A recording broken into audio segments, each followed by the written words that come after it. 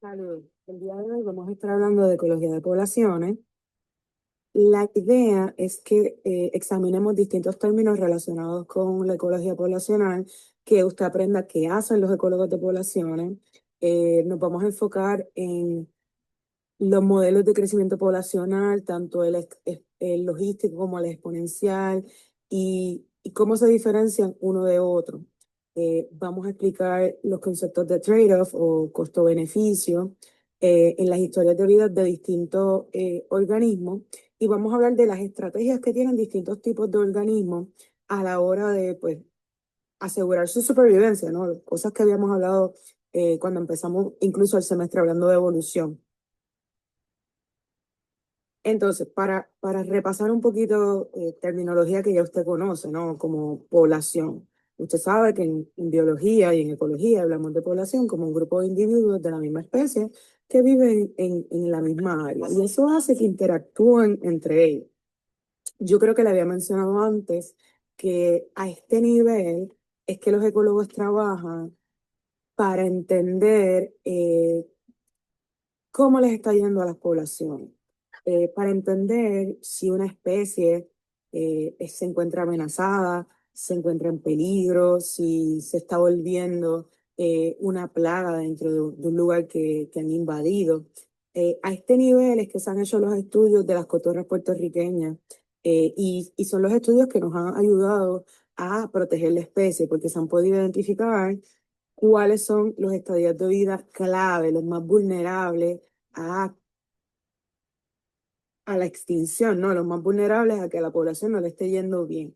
Lo mismo ha pasado con el sapo concho, ¿no? Con el único sapo endémico de Puerto Rico que se encuentra, pues, bastante amenazado y en peligro, dado que sus únicas charcas de reproducción se encuentran en el sur de la isla, en el bosque seco de Guánica, y en más ningún lugar actualmente se reproduce naturalmente, aunque en el pasado se conoce de que se extendía por toda el área norte, por toda el área de Carso de la isla.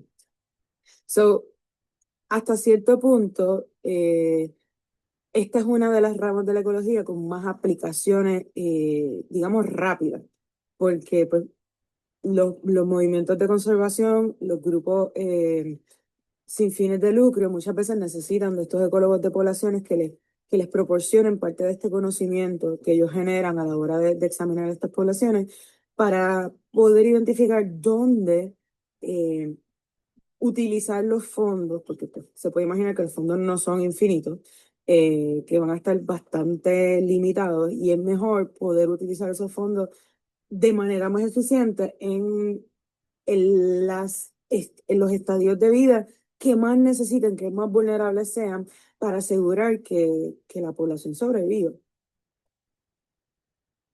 Una de las cosas más fáciles de determinar en algunos casos, y una de las cosas que más se trabaja a nivel de poblaciones, es conocer el tamaño de la población. Conocer cuántos individuos hay en una población nos ayuda mucho, y más si lo podemos seguir a través del tiempo, porque nos va a ayudar a predecir cómo le está yendo a la población y cómo quizás le puede ir en el futuro, si va a continuar creciendo o está decreciendo, etcétera. Eh, También utilizamos el término densidad poblacional, y ahí pues no solamente el número de individuos en la población, sino pues es el número de individuos dividido por una unidad de área, o si estamos hablando en ambientes acuáticos usamos volumen por lo general. Y les puse esta imagen de los wildebeest en las sabanas africanas, porque pues quería demostrarle que cómo se hace esa medición del tamaño de la población o de densidad, pues no siempre es tan obvio la manera en que se puede hacer. En el caso de los wildebeest son animales, digamos, unitarios. Usted sabe dónde empieza uno de estos animales y dónde acaba. Es como pues, contar humanos, o contar perritos, o contar gatitos, ¿no? Ahí no hay mucha dificultad. Incluso, dependiendo del tamaño de los individuos en su población, es las estrategias que usted puede utilizar para facilitar ese conteo. Por ejemplo, en el caso de los wildebeest, incluso se ha hecho en el pasado con elefantes, son animales lo suficientemente grandes con que usted no necesariamente tiene que ir presencialmente al lugar, sino que puede tener imágenes tomadas por avión de las áreas donde se encuentra la población y simplemente en las fotos contar en las cabezas o los cuerpos, lo que facilita hasta cierto punto la manera de hacer estas mediciones sin tener que viajar necesariamente al lugar. No se pueden usar otras herramientas tecnológicas. Pero digamos que esa es de las maneras más fáciles, simplemente contando a los organismos que están presentes. Ahora hay que tomar en cuenta que la presencia de nosotros pues, puede tener un impacto en que encontremos el organismo presente o no, ¿no? Que se escondan. Son muchas veces, hay que usar lo que se conoce como proxy, ¿no? Como algo que me identifique la presencia del organismo, aunque yo no esté viendo el organismo, porque puede ser que el organismo se asuste y se esconda. A veces contamos señales de la presencia del organismo. Puedes contar madrigueras o cuevitas, que muchas veces cuando en el laboratorio de ecología vamos a hacer nuestros conteos de las poblaciones de cangrejitos en los mangles, pues no necesariamente vamos a ver el cangrejito porque el momento en que nos perciban se van a esconder en sus cuevas, pues simplemente contamos las cuevas porque sabemos que hay un cangrejo por cueva o incluso con los huellos. Eso es una manera de no necesariamente tener que ver al animal para poder contarlo. También pasa a veces con los monos, que muchas veces se cuentan los rastros que dejan, ya sean heces fecales o en casos de animales más grandes, a veces son huellas que dejan. Eh, Son maneras de poder contabilizar el tamaño de esa población. Otro factor de dificultad es cuando son animales que se mueven mucho y usted no quiere correr el riesgo de contarlo múltiples veces al mismo animal. Usamos otro tipo de mecanismo o de herramienta, que es lo que se conoce como marca y recaptura. En ese caso, se hacen varias visitas al lugar donde se encuentra la población y en cada visita se capturan organismos, se marcan, donde cada uno de los individuos tiene una marca única, como ponerle nombre, ¿no? Para que cuando volvamos y volvamos a hacer una captura, podamos identificar cuáles son individuos nuevos que no han sido marcados previamente y cuáles son recapturas. Y luego, utilizando unas ecuaciones, podemos estimar el tamaño de la población. Eh, ahorita le mencioné que es más fácil cuando son los individuos que usted está contando son individuos unitarios. Cuando son organismos que digamos que son modulares, que usted no sabe dónde empieza uno y dónde acaba otro, o es difícil por el modo de reproducción que hacen, digamos, muchas veces las plantas hacen reproducción asexual y se mantienen conectadas por debajo de la tierra. Es difícil identificar dónde empieza un individuo y dónde acaba el individuo. Eh, por eso cuando hablamos de poblaciones de plantas herbáceas, usted es como mirando una zona de pasto, usted no puede saber dónde empieza un organismo, dónde empieza una de esas plantas y dónde acaba. Ahí tenemos que ponernos un poco más creativos y muchas veces pues miramos o contabilizamos abundancia o cobertura en vez de literalmente contar cada individuo. Pero va a depender mucho de, de nuestro individuo de estudio, de los individuos que conforman nuestra población. Otra cosa interesante que usualmente se examina es cómo se dispersan esos individuos en la población. Y digamos que hemos caracterizado distintos tipos de dispersión. Estos son como de los más comunes. Tenemos la dispersión agrupada, ahí representada por ese grupo de estrellas de mar. Esa es una dispersión bastante común y por lo general está causada por la distribución de recursos o las condiciones que necesitan los organismos en mi población. En el caso de las estrellas de mar, pues tienden a vivir en playas rocosas donde pues están bien sujetas a los cambios de la marea y que cambie de marea alta a marea baja, quedan zonas sumergidas, pero quedan otras zonas expuestas. Por lo general, como ellas necesitan estar bajo el agua, se van a congregar, se van a agrupar en esas piscinas que se van formando.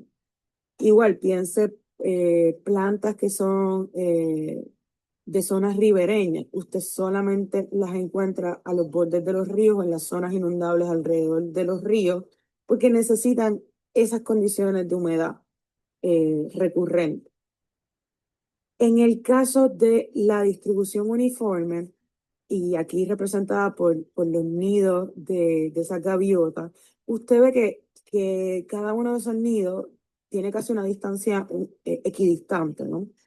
Y pues sí, la distancia que está dada de entre un nido a otro es la distancia del ala de cada uno de esos gaviotas, porque se da interacciones negativas de competencia, de defensa de territorio. So, si cualquiera de las gaviotas trata de hacer un nido más cerca al nido de otra, va a recibir un aletazo y eso es lo que va a determinar la distancia a la que pueden construir. Y digamos que bastante claro, y quizás usted se lo puede imaginar más con animales, pero no se olvide de que las plantas también pueden ejercer ese tipo de comportamiento de competencia y comportamiento negativo. No, digamos, golpeando con una rama a otro árbol, pero sí por debajo del suelo, las raíces de esos árboles y las raíces de esas plantas están activamente compitiendo con las plantas de alrededor por recursos, por agua, por nutrientes. Y algo que se da y piense en su visita al bosquecito, es que usted empieza a ver como que están distribuidas a cierta distancia las plantas, los árboles, porque pues cada uno de esos árboles está llevándose todos los recursos, toda el agua que sus raíces puede absorber en el área que los rodea directamente. Y está creando ese espacio donde nadie más va a poder crecer porque no va a acceder a recursos. Y pues también lo puede mirar con la copa de los árboles. Esa copa da sombra, esas ramas, ese follaje da sombra en la parte de abajo del árbol y va a hacer que se haga bien, bien complicado a cualquier semillita que quiera germinar en esa zona, porque no va a tener el acceso a la luz solar que va a necesitar. Incluso hay plantas que son mucho más proactivas en esto de comportamientos de competencia y de defensa por territorio. En el caso del café, por ejemplo, la fruta del café produce unas sustancias químicas, recuerden los metabolitos secundarios, que donde cae libera estos químicos que impiden el crecimiento o inhiben el crecimiento de cualquier semillita alrededor de donde cayó esa fruta. Y otra vez, es para defender ese territorio, esa área donde la planta está absorbiendo nutrientes y recursos y no los quiere compartir con más nadie. La última distribución es la aleatoria y aquí pues no está dada ni por condiciones ambientales, ni por recursos, ni por interacciones negativas de defensa, sino que es simplemente aleatoriedad, ¿no? O usualmente, y por eso el ejemplo son flores silvestres, son de organismos que no necesitan muchos recursos. Y ahí, en el caso de muchas flores silvestres, las semillas son pequeñas, no necesitan muchos recursos para germinar y sobrevivir, no necesitan mucha luz, no necesitan mucha humedad. Son más o menos donde caiga la semilla llevada por el viento, se va a dar. Y por eso, pues usted no ve un patrón definido, sino que es pura aleatoriedad, ¿no? Randomness. Como le dije ahorita, a los ecólogos de poblaciones les interesa saber cómo le va a la población, si está creciendo, si está decreciendo, cómo le va a los distintos estadios de vida de los organismos dentro de esa población. So, digamos que los ecólogos han sabido utilizar herramientas que han sido primero utilizadas en otras ramas de estudio, incluso fuera de la ciencia. Han utilizado herramientas conocidas como la tabla de vida, que se usan más por las compañías aseguradoras, que las utilizan para calcular la probabilidad de que de una persona de X raza, de X sexo, de X edad tenga la probabilidad de sobrevivir unos cuantos años más. Y así es que básicamente las compañías de seguros de vida calculan las primas que tiene que pagar la persona que es asegurada dependiendo de la edad, condición física, raza, sexo, etc. Y suena como complicado, pero realmente los datos que utilizan las tablas de vida son bastante simples y les permiten sacar pues, buena información de los individuos que se están examinando. Por ejemplo, aquí tiene un ejemplo de una tabla de vida hecha para una población o un cohorte realmente de ardillitas. Las tablas de vida utilizan, en este caso, como son ardillas, podemos usar grupo de edad dado por los años que llevan vivas. Pero esto se puede modificar dependiendo otra vez de los individuos que usted está estudiando. A veces con plantas se utilizan como estadios de vida, como plántula, semilla, plántula, juvenil, árbol adulto. O si estamos hablando de insectos, por ejemplo, se hablan de los estadios larvales, una vez llega a su metamorfosis y llega a la madurez reproductiva. So, no necesariamente van a ser edades. En el caso de las ardillitas, y digamos en el caso de nosotros, también podrían ser edades. Pero igual usted las podría aglomerar por rangos de edades también. En este caso, pues otra vez, están usando desde que nacieron, ese sería el año cero, y pues cada vez que van cumpliendo años, lo que ellos están siguiendo es cuántas sobreviven a cada año. So, aquí están mirando un cohorte, y un cohorte es un grupo de organismos que nacieron ese mismo año. También se puede utilizar el término cohorte para un grupo de personas que entraron, por ejemplo, a la universidad el mismo año. So, usted eh, entró con el cohorte que tienen el número de estudiantes, ese 25, ¿no? 84125. Y lo más seguro, usted va a seguir tomando muchas de las clases con esos mismos estudiantes y de seguro se va a graduar con muchos de esos estudiantes, ¿no? Con su cohorte. Pues aquí le están siguiendo los rastros a 530 ardillitas que nacieron todas ese mismo año.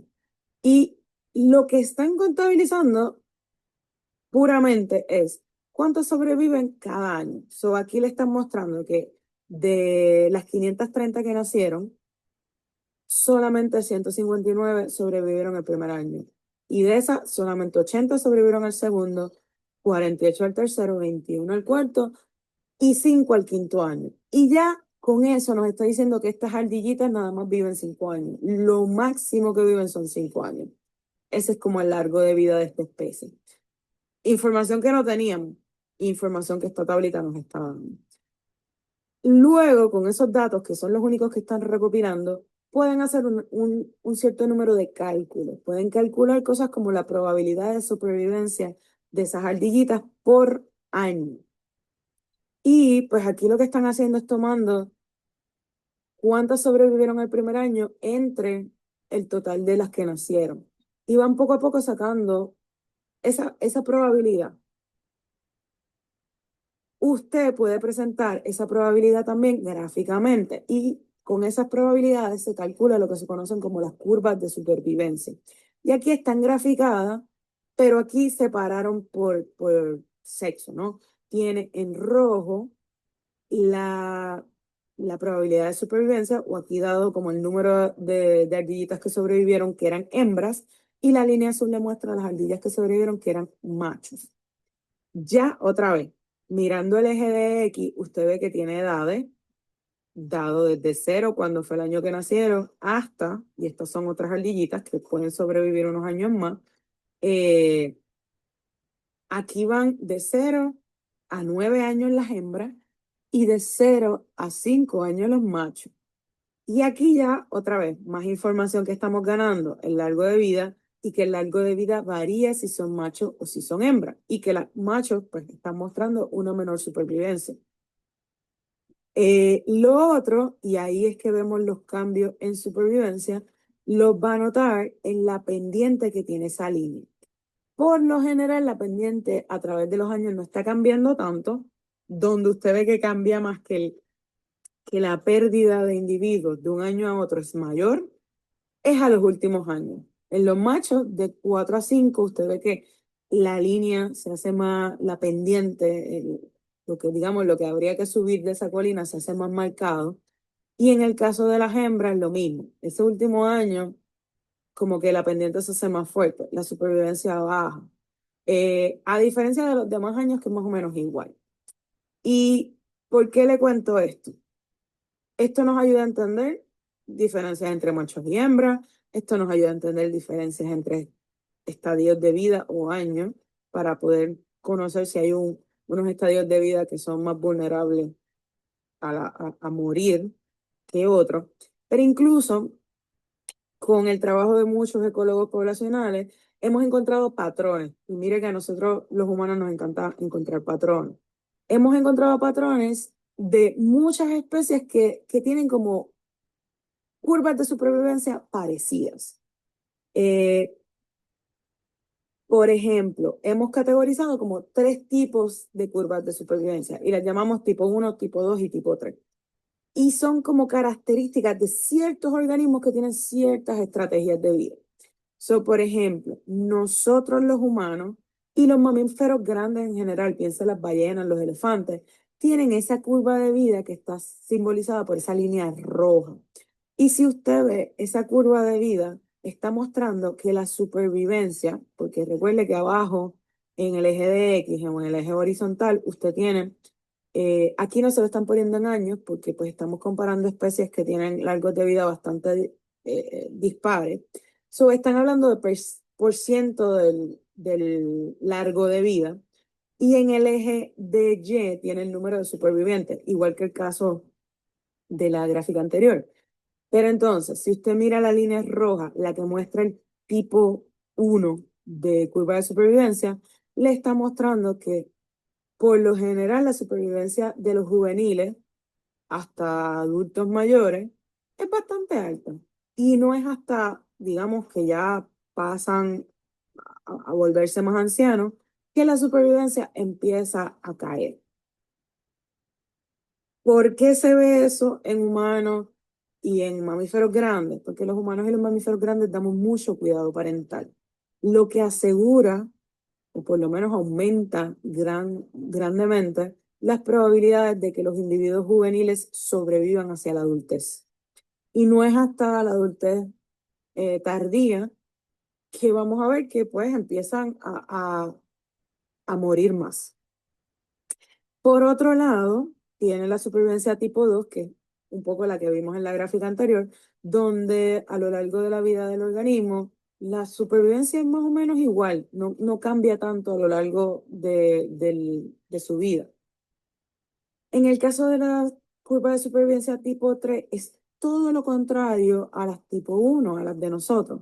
Es otra estrategia totalmente diferente y es una estrategia que hemos discutido indirectamente cuando habíamos hablado de distintos grupos de animales.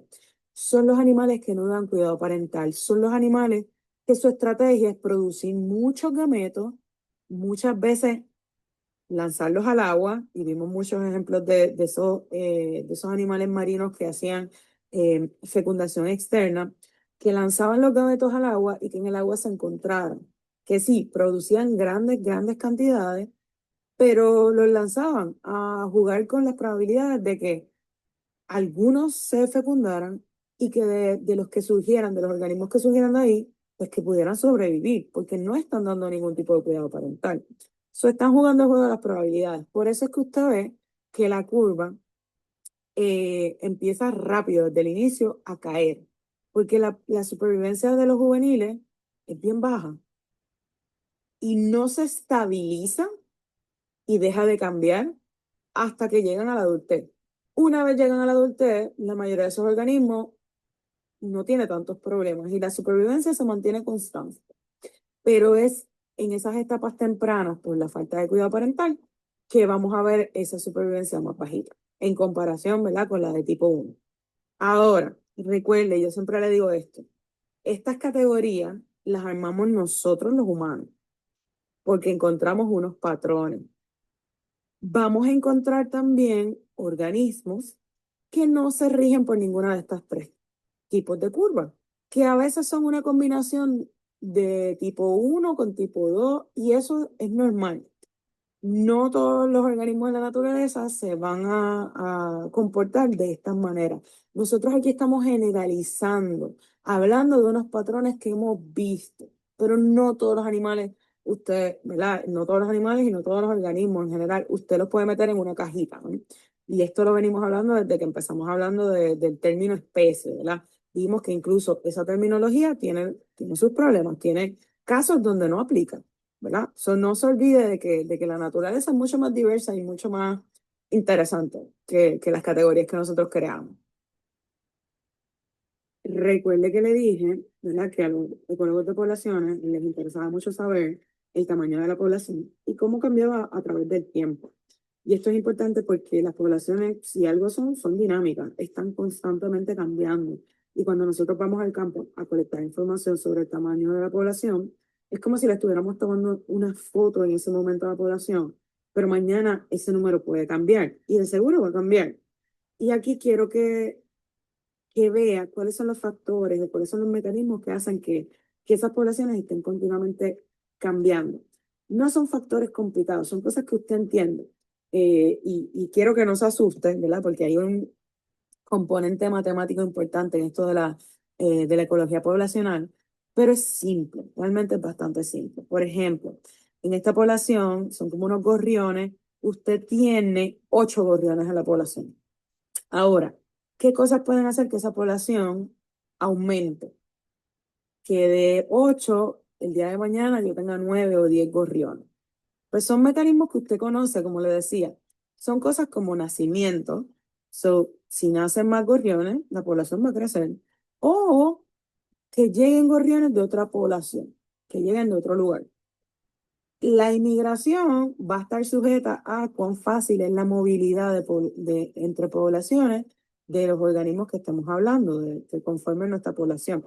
Si estamos hablando de aves es más fácil, pero si estamos hablando de coquí o si estamos hablando, qué sé yo, de hormiguitas, pues quizás no es tan fácil que se dé migración, ¿verdad? Y nosotros que somos una isla, pues a veces la migración de algunos organismos no es tan fácil.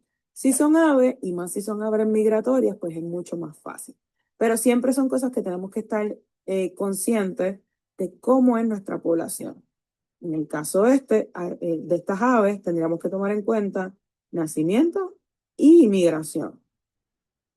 La población también puede cambiar reduciendo el número porque ocurran muertes dentro de la población, eso me va a quitar individuos de la población y va a hacer que la población se reduzca. Y la emigración, otra vez, como inmigración es un factor que va a depender de cuán móviles son los organismos de la población. Si estuviéramos hablando de la población de humanos puertorriqueños, nosotros somos muy móviles, ¿verdad? Y un poco la asociación con Estados Unidos nos ha permitido que la migración, emigración e inmigración sea bastante fácil, lo que ha hecho que el factor inmigración e migración en nuestra población sea bien importante para que cambie el número de organismos en Puerto Rico o de humanos en Puerto Rico. ¿Ves? Son cosas que hay que estar pendientes. Si su población, si sus organismos no son muy móviles, muchas veces ignoramos el factor inmigración e migración porque no va a ser tan relevante y nos enfocamos en nacimientos y muertes. Entonces, tomando en cuenta eso, de que digamos que estamos hablando de una población de coquí en una isla, no se van a poder mover con mucha facilidad a otra isla, solo podemos ignorar un poco inmigración y emigración, solo podemos simplificar todo lo que va a terminar influyendo en que cambie la población. Y eso, el cambio en la población, es lo que llamamos la tasa de crecimiento. Si solamente tomamos en cuenta nacimientos y muertes, podemos calcular fácilmente la tasa de crecimiento como nacimiento menos muerte. Y ya con eso vamos a tener algo de información muy, muy, muy necesaria porque nos va a decir, si nacen más organismos de los que mueren, ese número va a ser positivo.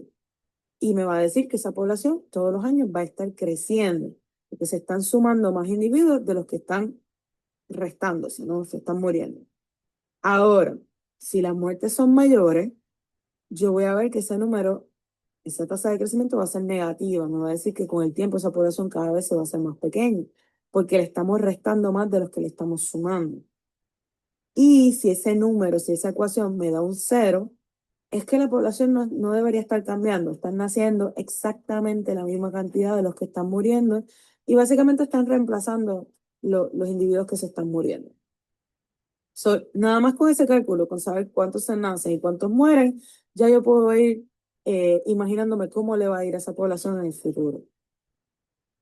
Y aquí simplificado en notación de ecuación. No quiero que se asuste. Aquí, con que usted sepa qué significa cada uno de estos simbolitos, usted puede entender qué es lo que está pasando aquí. Y es literalmente lo que estábamos mostrando arriba. Cuando usted ve estos triángulos, lo que quiere decir es cambio. La N mayúscula es el tamaño de la población. Siempre la N mayúscula es el tamaño de la población.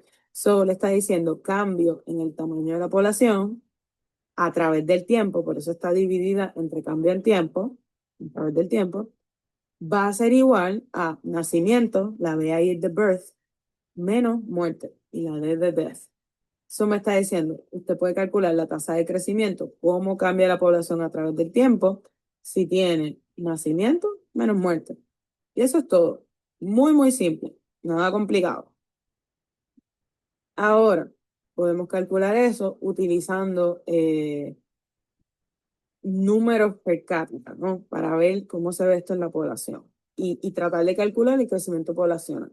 So, podemos tener, si tenemos nacimientos per cápita, que es básicamente el número de crías, de hijos que se producen eh, en promedio en la población por unidad de tiempo, al año, por ejemplo.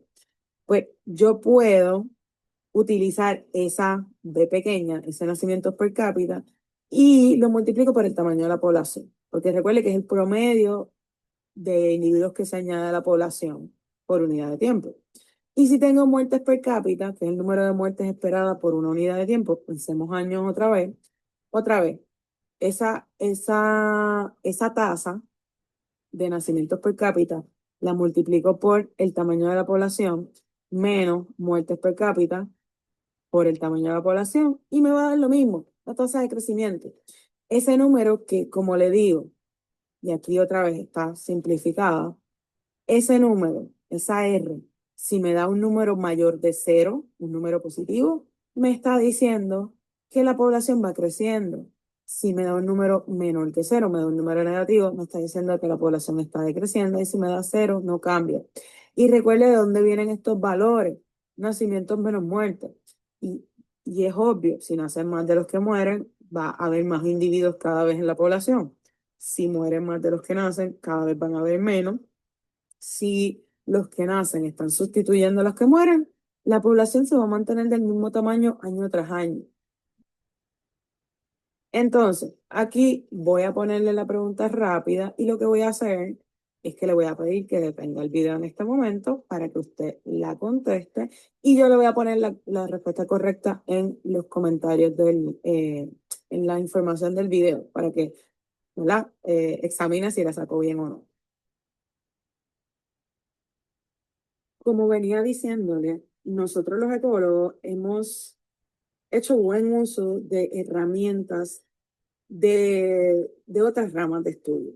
Así como le decía con las tablas de vida, pues también hemos eh, tomado prestado herramientas de modelos matemáticos para simplificar, incluso para poder predecir cómo se van a comportar a futuro las distintas poblaciones.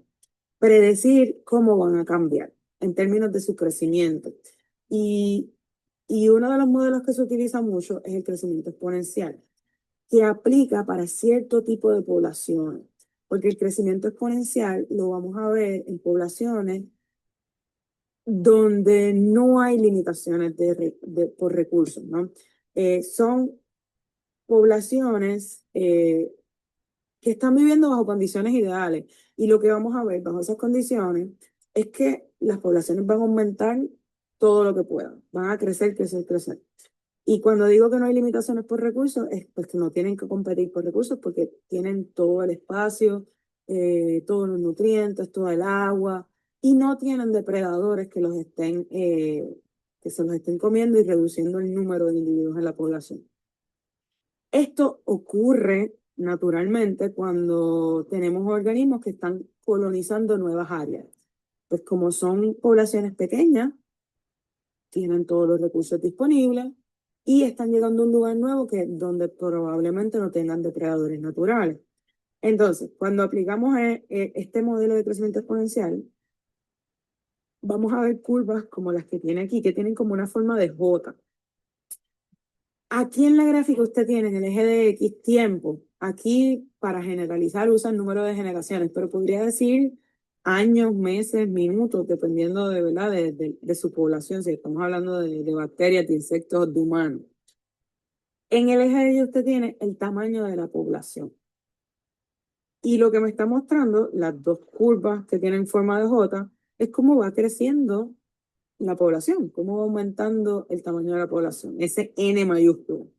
Y si ve, esta es la curva que se genera a partir de esa ecuación que nosotros estábamos discutiendo antes, de esa R, que es la tasa de crecimiento, por N, por el tamaño de la población.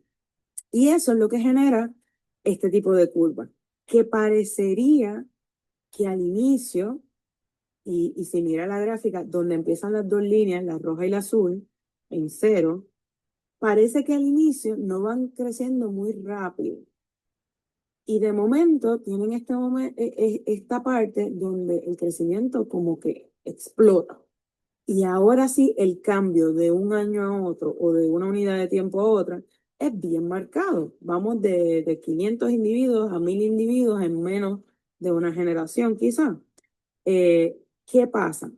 No es que la razón o la tasa de crecimiento o la tasa de cambio, de cambio poblacional, esté cambiando. Aquí la tasa está constante. Si usted ve la ecuación asociada a cada una de estas líneas, la R se mantiene constante. La R en la línea azul es 1 y la R en la línea roja es 0,5. Están creciendo constantemente a la misma tasa, a la misma razón. Lo que está cambiando y lo que está haciendo que parezca que al inicio el crecimiento sea más lento y de momento como que explote, es que lo que está cambiando es la N, el tamaño de la población, el número de individuos. Si yo empiezo con una población de menos de 10 individuos, yo estoy multiplicando ese uno en la línea azul, yo estoy multiplicando ese uno que sería la tasa de crecimiento poblacional, por ese 10 individuos. Y luego eso va a hacer que se van a añadir 10 individuos más a la población. Esa población el año que viene va a tener 20 individuos. Ahora yo estoy multiplicando uno por 20. Y eso va a hacer que el año que viene se añadan 20 individuos más, pues ahora voy a tener 40. Y ahora voy a multiplicar ese uno por los 40. Y eso va a hacer que a medida que va creciendo la población, el N se va haciendo más grande, los cambios de un año a otro o de una generación a otra van a ser más marcados. Y por eso es que aparenta que de momento crece bien rápido. Pero no es que la tasa de cambio esté cambiando, valga la redundancia, sino que lo que está cambiando es el tamaño de la población. Y por eso es que tienen esta forma de J. Aquí, esto es un ejemplo de la vida real, estos son datos reales, de una población de elefantes en un parque nacional en Sudáfrica, donde desde el 1902 o 1905, no recuerdo bien, a principios de 1900, como estaban viendo que las poblaciones de elefantes estaban reduciéndose muy rápido y ya no quedaban casi, prohibieron dentro del Parque Nacional la caza de los elefantes. Y eso es básicamente eliminar su depredador. Y eso hizo que la población de esos elefantes empezara a crecer. Y si usted ve la forma de J de esa línea de crecimiento poblacional, están creciendo exponencialmente. ¿Por qué? Porque pues, en ese parque tienen todos los recursos que necesitan y ya eliminamos al depredador. Y usted ve que pasan a ver, no sé, menos de 50 individuos en esas poblaciones a principios de los 1900, para, no sé, 7 décadas después o menos de eso, ya estar alrededor de los 8000 individuos. Eso es un crecimiento bastante rápido, incluso si estamos tomando en cuenta de que son individuos que tienen partos largos, ¿no? O periodos de gestación largos, realmente. Un elefante puede estar en periodo de gestación por 2 años. Y como quiera, estamos viendo ese crecimiento bastante rápido de las poblaciones.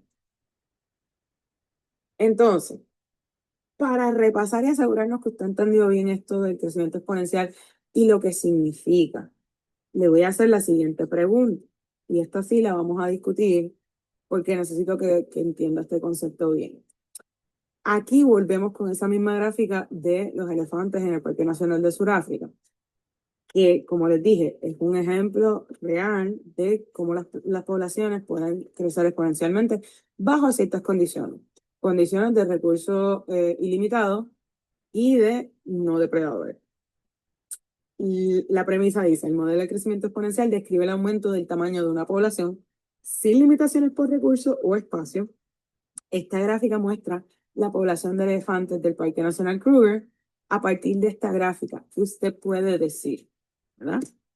¿Qué podemos decir? Y estas son las opciones. La opción A, ninguno de los elefantes murió desde del periodo 1910 al 1960. La segunda, una elefante hembra en 1960 tenía más probabilidades de tener un bebé que una hembra en 1920. La C, los elefantes se adaptaron a las nuevas condiciones del parque alrededor de 1955. Y D, la vegetación que comen los elefantes puede mantener más de 5.000 elefantes. Esas son las premisas. Usted tiene que escoger cuál de esas es algo que usted le dice la gráfica, ¿verdad? Explícitamente. Ok, aquí le pido nuevamente para el video, examine, lea con calma, tome su decisión. Ahora yo le voy a contestar, ¿verdad? Porque quiero asegurarme que entiende por qué es la decisión correcta. La A. Ninguno de los elefantes murió del 1910 al 1960. Si usted mira la gráfica, 1910 al 1960, está creciendo exponencialmente. Se verá lento el crecimiento, por eso, pero no es real, está creciendo a la misma tasa, es lo que le explicaba ahorita. Y crecimiento no quiere decir que no esté muriendo nadie. Recuerde que esa R, esa tasa de cambio en la población, es el resultado de nacimientos menos muertes. Si es positiva, lo que demuestra crecimiento, lo que quiere decir es que nacieron más elefantes de los que se murieron. No quiere decir que no se murió ninguno. ¿Ok? Eso no nos lo dice la gráfica, que ningún elefante murió durante ese periodo. Nada que ver. La B. Una elefante hembra en 1960 tenía más probabilidades de tener un bebé que una hembra en 1920. Si usted mira en la gráfica, en 1960 versus 1920, le dije, los elefantes están creciendo exponencialmente desde el principio de 1910 o 1900, donde se retiraron a los depredadores, donde prohibieron la caza. Llevan creciendo exponencialmente a la misma razón desde ese momento. Las probabilidades de tener un bebé para una hembra de elefante son iguales a lo largo de todo este periodo. Recuerde que lo que está haciendo que el crecimiento se vea lento al inicio y de momento explote, es que el tamaño de la población va creciendo. Empezamos con pocos elefantes, hay pocos elefantes que se están reproduciendo, pero a medida que la población va creciendo, son cada vez más elefantes que están creciendo a la misma tasa. La C. Los elefantes se adaptaron a las nuevas condiciones del parque alrededor del 1955. No, le dije, desde que quitaron a los cazadores, están creciendo súper bien, están creciendo exponencialmente desde ese momento, no justo cuando usted ve que la curva empieza a subir, no, no, no, desde el inicio están creciendo exponencialmente. Simplemente que al principio eran pocos elefantes. La D, la vegetación que comen los elefantes puede mantener más de 5.000 elefantes. Pues mire, para 1965 más o menos, usted tiene casi 8.000 individuos. Pues sí, tienen que haber suficiente comida para alimentar a 5.000, para alimentar 7.000. Todavía no hemos visto que pare de crecer exponencialmente. Eso quiere decir que hay recursos para todos esos elefantes dentro de ese parque. Eso es lo único que nos dice realmente esta gráfica, la opción D. ¿Ok? Espero que haya entendido. Si no, sabe que me puede escribir, me puede contactar o si acaso en la próxima clase hacemos hincapié en esto. Ahora, el crecimiento exponencial que estábamos modelando hasta este momento es sustentable. Las poblaciones pueden seguir creciendo así indefinidamente. Recuerde que hablamos de que el crecimiento exponencial se da bajo condiciones ideales. donde hay recursos ilimitados. Pero en la vida real, los recursos no son ilimitados, tienen un límite. Y quizás eso no sea tan notable cuando las poblaciones son pequeñas, pero a medida que las poblaciones van creciendo, hay más individuos que necesitan recursos, que necesitan espacio, y las cosas empiezan a cambiar, ¿verdad? So, aquí para mostrarles un ejemplo de esto pasando en la vida real, ¿no? Con datos reales. Aquí usted tiene una población de renos que fueron introducidos accidentalmente a una de las islitas que forma el archipiélago de Alaska, la islita que se llama San Paul.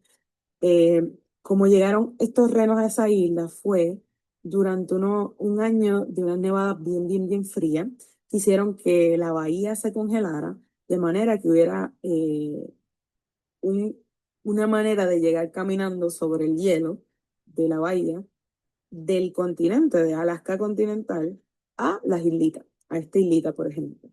Y pues los renos se fueron caminando sobre el hielo, llegaron a la islita y una vez se derrite el hielo, pues se quedan en la isla, no tienen manera de volver a la parte continental. Y lo que llegaron originalmente eran como alrededor de 200 renos. Al inicio, una población pequeña, en un lugar donde tienen todos los recursos que necesitan, no hay depredadores para ellos, es una especie nueva, y se da lo que ya dijimos, crecimiento exponencial de la población. Usted ve la J, ¿no? La curva con esa forma de J de ese crecimiento exponencial. Y pasaron de alrededor de 1910 a 1940, en cuestión de 3 décadas, de 200 individuos a casi 2000 individuos. Crecimiento súper rápido, ¿verdad? Ahora, llegó un momento en que se acabaron los recursos. Y aquí, en la segunda gráfica, tiene lo que ocurre justo después de 1940, que se desplomó, colapsó la población, volvió casi a esos 200 individuos. ¿Por qué? Porque pues, empezaron a escasear los recursos, se comenzaron a enfermar, las hembras no se estaban reproduciendo y eso hizo que el tamaño de la población hubieran más muertos que nacimientos y pues la población literalmente colapsara, porque en la isla ya no habían suficientes recursos, no habían recursos para sostener una población de alrededor de 2000 renos, ¿ok? So, lo que le estoy mostrando es que solamente usar el crecimiento, ese modelo matemático de crecimiento exponencial, pues no es tan real, sí aplica a ciertas poblaciones por un cierto periodo de tiempo.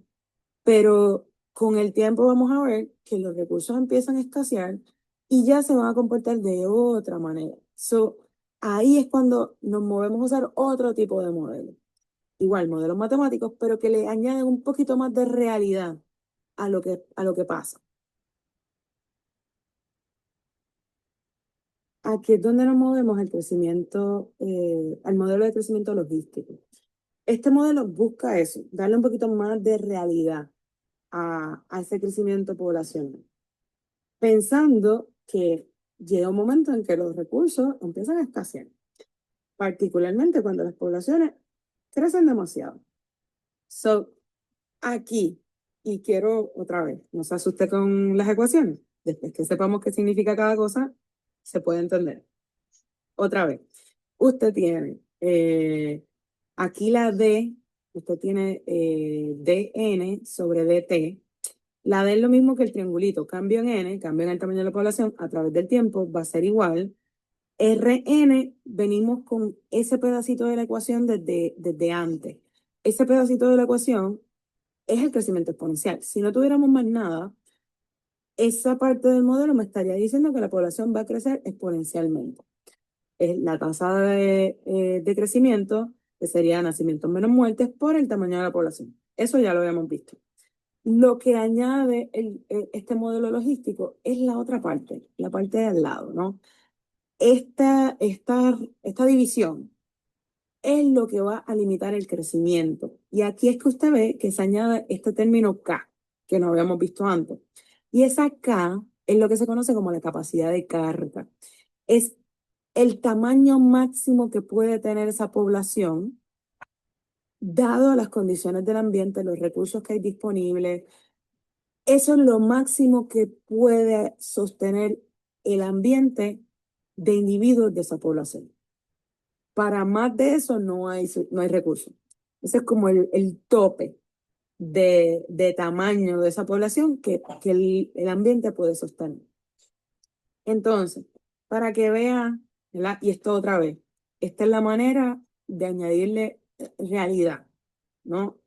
Al crecimiento logístico, es la manera, perdón, al crecimiento exponencial, es la manera que tenemos de ponerle un límite a ese crecimiento exponencial, de decir, bueno, poblaciones pueden crecer exponencialmente mientras hayan los recursos, pero llega un momento en que ya no hay más recursos, y eso es lo que hace la capacidad de carga, y esta parte de la ecuación.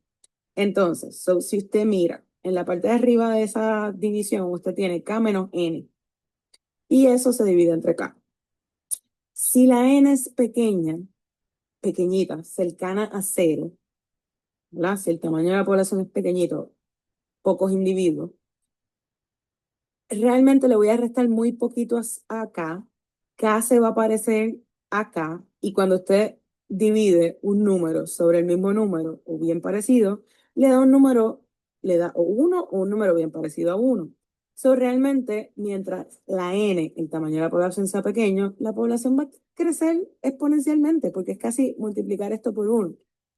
Ahora, a medida que N se va haciendo más grande, esa parte de arriba de la división se va a ir haciendo más grande y por ende va a ir reduciendo la capacidad que tiene la población de crecer. Se va a ir haciendo más lento el crecimiento de la población. Y cuando K es igual a N, eso es lo máximo que puede crecer. N menos K, si las dos son lo mismo, eso va a dar 0. Y para el crecimiento va a ser 0 porque recuerde que K es el máximo que va a poder crecer la población. Al momento en que la población, el tamaño de N, llega a esa capacidad de carga, ya no va a poder crecer más. No hay recursos para más gente. Usted va a ver que deja de crecer. Eso va a terminar dando todo 0. Ahora, hay veces que vamos a ver que N, y voy a darle un ejemplo ya mismito, que N se hace más grande que K. Cuando N se hace más grande que K, esto va a dar números negativos y un crecimiento poblacional negativo, lo que quiere decir es que la población va a decrecer. 0 sería que no cambia, pero negativo quiere decir que va a empezar a decrecer. Le voy a mostrar cuándo eso puede pasar. Entonces, aquí tiene cómo se ve gráficamente ese modelo de crecimiento logístico. Tiene la J del crecimiento exponencial y tiene el crecimiento logístico que tiene forma como de S. Y tiene forma de S porque al principio, si usted ve la línea roja al inicio de la gráfica, cuando estamos al inicio de las generaciones, eh, casi usted no puede diferenciar dónde está la línea azul y dónde está la línea roja, se solapan, porque al inicio, cuando las poblaciones son pequeñas, el crecimiento logístico se comporta como crecimiento exponencial. Al principio las poblaciones van a estar creciendo exponencialmente, pero a medida que la población se va haciendo más grande, hay menos recursos porque lo están utilizando y eso hace que las poblaciones empiecen a crecer más lento y usted va a ver que ahí empiezan a crecer más lento como un punto de inflexión y ahí es que empieza a formarse esa S. Y usted va a ver que deja de crecer la población y se estabiliza cuando llega a la capacidad de carga. Ese momento donde la línea roja ya no sube más, sino que se estabiliza en el eje de Y, es que llegué a la capacidad de carga, al número máximo de individuos que puede tener esa población. En este caso, 1.500 individuos es la capacidad de carga de esa población teórica. ¿Ok? Entonces, para que lo vean en la práctica. Mire, aquí tiene una población de paramecios que estaba creciendo en el laboratorio, los tenían en una pecera, y aquí, obviamente, como crecen bastante rápido y se multiplican bastante rápido, pues el tiempo en el eje de X está dado en días. Y en el eje Y tiene el número de paramecios que encontramos en la población. Y usted va a ver que inicialmente van creciendo exponencialmente porque son poquitos, y a medida que va pasando el tiempo y va aumentando el tamaño de la población, llega un momento en que se estabiliza En este caso, parecería que se estabiliza alrededor de como los 900 por ahí individuos. Ahora, tiene cosas como lo que muestra la segunda gráfica o la gráfica B. Otra vez, eh, crecimiento de población en laboratorio. Estos son Daphnia en una pecera, tiene el tiempo en días y en el eje de Y el número de Daphnia que tenemos en la pecera. Aquí usted va a ver que empiezan creciendo exponencialmente y no necesariamente siguen la línea del modelo logístico, que es la línea que usted ve en rojo. Aquí pasa algo característico que puede pasar en la naturaleza. Ustedes que empiezan creciendo exponencialmente, crecen, y llega un momento en que se van por encima de lo que la línea roja nos dice que debe ser la capacidad de carga de esta población. Según el modelo logístico, la capacidad de carga tiene que estar alrededor de, no sé, como los 135, 140 quizás individuos. Pero hubo momentos en donde la población se fue muy por encima de eso, incluso por encima de 180 individuos. Pero si ve, muchos de esos individuos murieron y colapsó parte de la población y volvió a estabilizarse alrededor de la capacidad de carga, alrededor de ese número máximo de individuos que la población puede sostener, que hay espacio en esa pecera, que hay suficiente comida para mantener. Más de 140, 135, no hay comida, no hay espacio. Por ende, no podemos tener más de ese número. ¿Por qué nos fuimos por encima? ¿Por qué no se ve como la gráfica anterior que la población sigue exactamente el modelo logístico, la línea es roja? Pues mire, porque hay veces que hay rasgos de la especie que van a influir. Por ejemplo, piense cómo se da el proceso de gestación en los distintos organismos.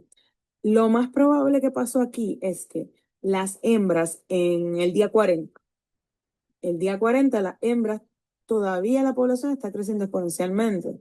Hay suficiente espacio, hay suficiente comida, todas empiezan a reproducirse. Se están preparando para poner un montón de huevitos y esos huevitos no van a nacer instantáneamente, sino que hay un proceso de desarrollo en el huevito hasta que eclosionen. Pues digamos que eclosionaron en el día 70, quizás en el día 80, y aumentaron el tamaño de la población, porque las 60 hembras que había en el día 40 o las 30 hembras que había en el día 40, todas pusieron un montón de huevitos. Todos esos huevitos eclosionan 20 días después, pero en ese momento hay tantos individuos en la población que no hay comida para todos.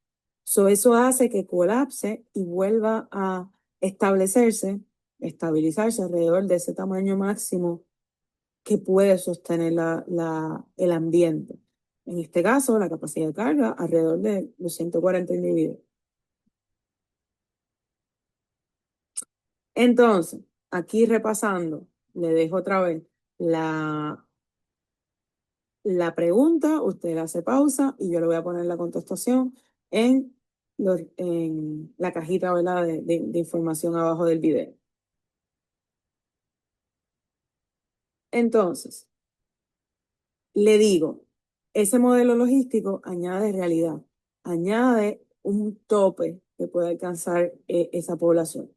Y son cosas que hemos visto en la vida real, ¿no? Ahora, ¿qué es lo que regula que las poblaciones no puedan pasar de esa capacidad de carga? Pues hay distintos factores. Hay factores que son denso-dependientes, dependen del tamaño de la población. Factores que van a afectar más a las poblaciones cuando son muy grandes o cuando son muy pequeñas. Y están los factores denso-independientes, que son factores que no importa el tamaño de la población, las van a afectar a todas por igual. No importa que sea una población pequeña, que sea una población grande, afecta por igual, ¿verdad? En el caso de los mecanismos o los factores de regulación denso dependientes, pues usted tiene cosas como competencia por recursos. Si la población es más grande, hay más individuos, recuerde que son individuos de la misma especie, comen lo mismo, tienen las mismas necesidades. Eso va a hacer que cuando la población sea grande, la competencia sea más fuerte y terminen quedando menos recursos para todos. Eventualmente se van a debilitar los organismos de la población porque no van a poder adquirir todos los nutrientes que necesitan y van a empezarse a morir o van a dejar de reproducirse. Las enfermedades, mire, las enfermedades por lo general se dispersan mucho más fácil en lugares densamente poblados. Si hay muchos individuos, viven muy cerca unos de otros, es más fácil que se contagien y pues que se pase la enfermedad y eso pues puede aumentar las muertes en la población y eso mantiene el tamaño de la población dentro de esa capacidad de carga. La depredación, entre más individuos hay en la población, más comida para el depredador se empieza a reproducir porque está comiendo bien, aumenta la cantidad de depredadores, pues van a haber más bocas comiendo de las presas, de la población que nosotros estamos observando. Eh, Más organismos en la población implican más desechos, porque todos están produciendo desechos y llega un momento en que esos desechos empiezan a contaminar los recursos, a contaminar las fuentes de agua, a contaminar los alimentos. So, cuando hay muchos organismos, otra vez, viviendo muy cerca uno de otro, esto empieza a ser un problema. Eh, Hay especies que si no pueden defender un territorio, no se van a poder reproducir. Tienen que defender un área para poder conseguir pareja y para poder reproducirse. So, nada más eso limita la cantidad de parejas que va a haber, la cantidad de crías que va a haber la próxima generación y mantiene a la población dentro de esa capacidad de carga. Igual, hay un montón de factores que ya son como más intrínsecos de cada especie, pero por lo general, cosas como el estrés que causa vivir en una población muy grande, donde empiezan a faltar recursos, etcétera, hace que las hembras decidan no reproducirse, porque no lo ven costo efectivo. Recuerden que en la mayoría de los casos, especialmente en mamíferos, las hembras están bien vulnerables durante ese periodo donde están gestando. So, si no vale la pena, porque ven que sus hijos quizás no van a sobrevivir porque no hay los recursos suficientes, deciden no reproducirse y eso, pues otra vez, recuerde que la tasa de crecimiento de la población está dada por nacimientos menos muertes. La población se puede controlar aumentando las muertes o reduciendo los nacimientos. De las dos maneras se puede regular el tamaño de la población. Ahora, en términos de mecanismos denso independientes, tenemos cosas como efectos climáticos. Piense, un huracán afectó tanto a las poblaciones más grandes se me ocurre los loritos verdes que se pasan por la universidad. Son poblaciones bien grandes.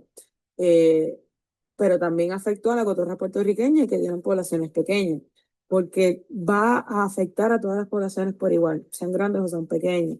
Eventos de sequías extremas o inundaciones, otra vez, afectan por igual a todas las poblaciones.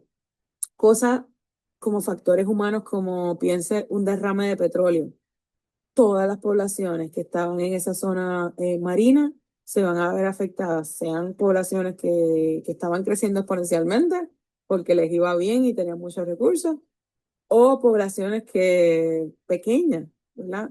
No importa que un desastre como ese va a afectar a todas las poblaciones, por eso decimos que son mecanismos de regulación denso independiente. Con eso acabamos la primera parte de ecología poblacionales. En la segunda parte vamos a seguir hablando de poblaciones, pero más enfocándonos en, en unos rasgos en específicos que nos hablan de su historia de vida, de las estrategias que usan en términos de supervivencia y reproducción y los compromisos que eso conlleva.